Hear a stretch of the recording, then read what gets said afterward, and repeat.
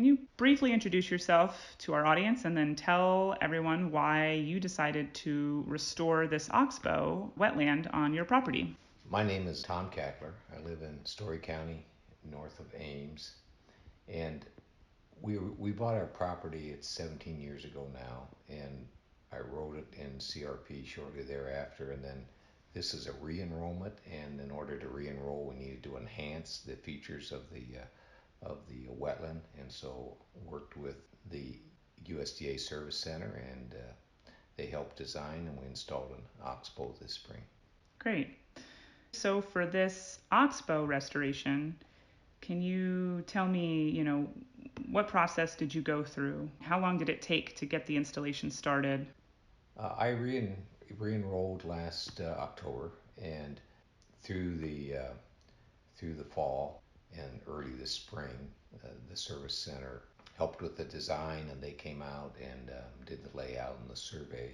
So it actually, I suppose, it maybe around 6 months in that process there to get the design finalized, and then the process for installation was very quick this spring. We've had such a dry spring. We were able to get it graded and seeded here within about a 2 week period.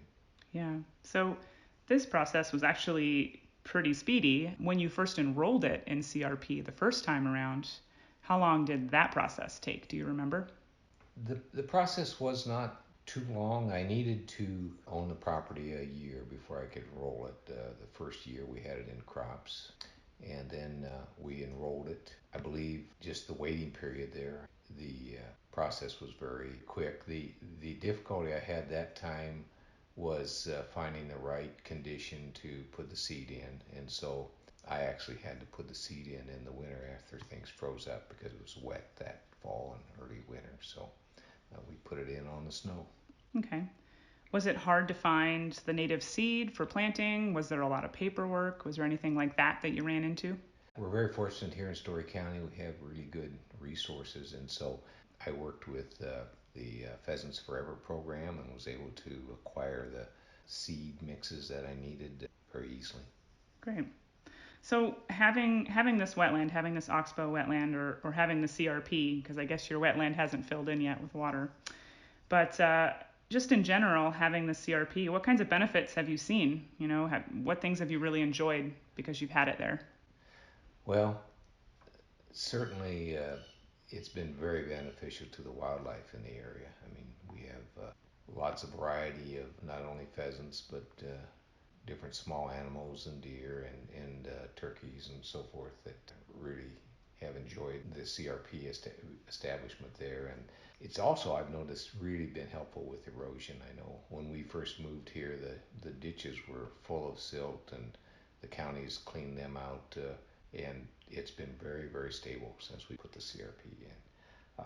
The other thing is just very pleasant to have that on your property, and I feel good because I think it's very compatible land use with the river bottom here. So it makes a very nice addition to our property.